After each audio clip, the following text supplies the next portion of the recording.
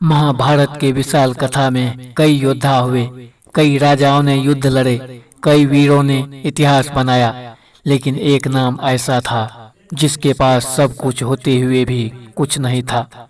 वह था सूर्यपुत्र कर्ण। एक ऐसा योद्धा जिसे जन्म से ही भाग्य ने दर्द दिया, जिसे समाज ने भी अपनाया नहीं, जिसे हर कदम पर अपमान मिला, लेकिन फिर भी जिसने दान, मित्रता और सम्मान का मार्ग कभी नहीं छोड़ा। कहते हैं कि इंसान सबसे ज्यादा तब टूटता है जब उसे अपने ही छोड़ देते हैं, और कर्ण तो जन्म लेते ही त्याग दिया गया था। एक मासूम शिशु जिसे उसकी मां ने कांपते हाथों से नदी की लहरों के हवाले कर दिया। वह शिशु बड़ा होकर इतना महान बना कि देवता भी उसकी दानवीरता के आगे झुक गए। लेकिन उसके भीतर एक दर्द हमेशा जिंदा रहा। एक सवाल हमेशा उसके हृदय में चलता रहा, आखिर मेरी माँ कौन थी?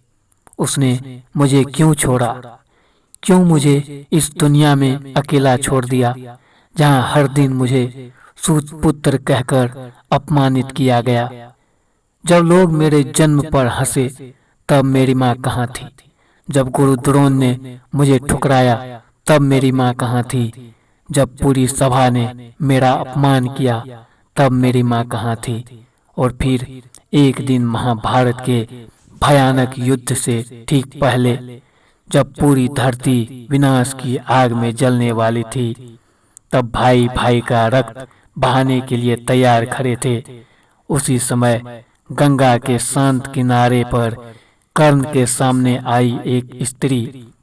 उसकी आंखों में आंसू थे, उसके चेहरे पर वर्षों का दर्द था, और कांपती हुई आवाज में उसने कहा, पुत्र, मैं तुम्हारी माँ हूँ। यह सुनते ही समय जैसे थम गया। कर्ण की सांसें रुक गई। उसके भीतर वर्षों से दबा हुआ दर्द ज्वालामुखी बनकर फूट पड़ा। उसकी आंखों से आंसू बह निकले और उसने टूटे हुए हृदय से अपनी माँ से केवल एक प्रश्न पूछा, माँ, तूने मुझे क्यों त्याग दिया? उस एक प्रश्न में एक बच्चे का अकेलापन था, एक योद्धा का अपमान था, और एक पुत्र का अधूरा प्रेम था। आज की यह कहानी केवल महाभारत की कथा नहीं है, यह उस दर्द की कहानी है जिसे कोई शब्द पूरी तरह बयां नहीं कर सकते। यह एक माँ के पश्चाताप और एक पुत्र की अधूरी चाहत की कहानी है। यह कहानी आपको भावुक कर देगी, आपकी आंखों को नम कर देगी और आपके हृदय को भीतर तक छू जाएगी। तो आइए सुनते हैं सूर्यपुत्र कर्ण और माता कुंती के उस दर्दनाक मिलन की अमर कथा। हस्तिनापुर के महायुद्ध से पहले की वह रात बहुत भारी थी।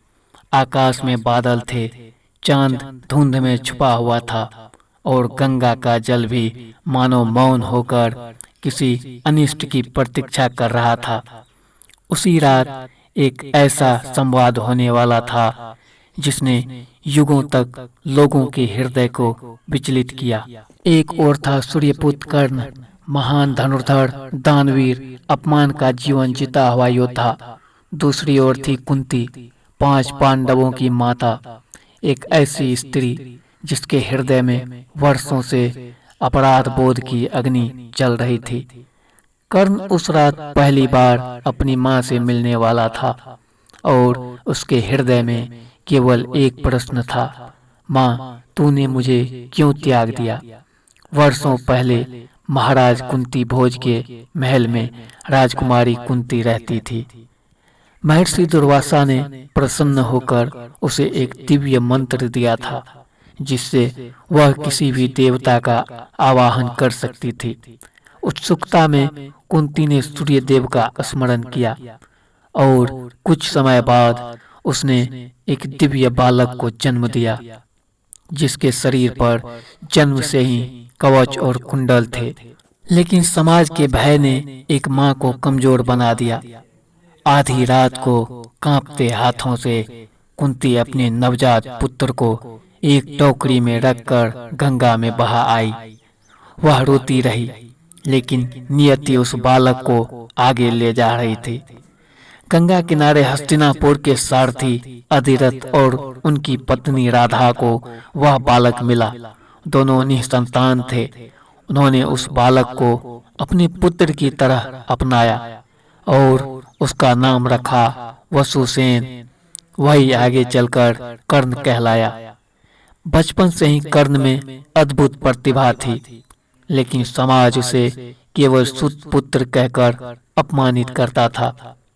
जब वह गुरु द्रोण के पास धनुर्विद्या सीखने गया तो द्रोण ने उसे अस्वीकार कर दिया।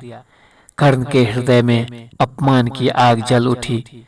वह परशुराम के पास पहुंचा और स्वयं को ब्राह्मण बताकर शिक्षा प्राप्त की।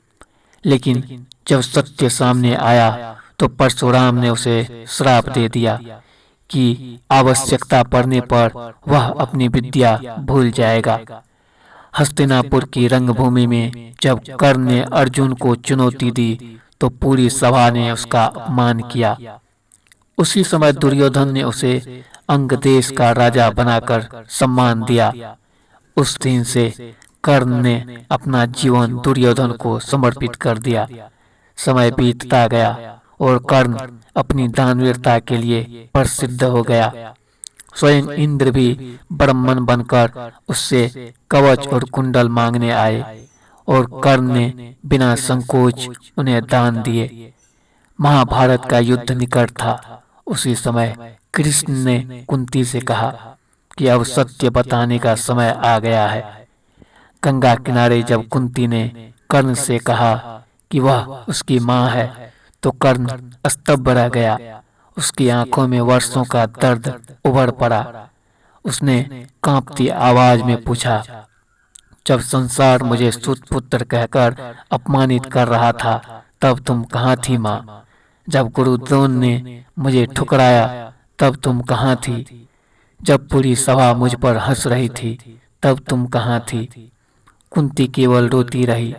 उसने कहा कि वह भयभीत थी, समाज के नियमों से डर गई थी, लेकिन कर्ण का दर्द वर्षों पुराना था।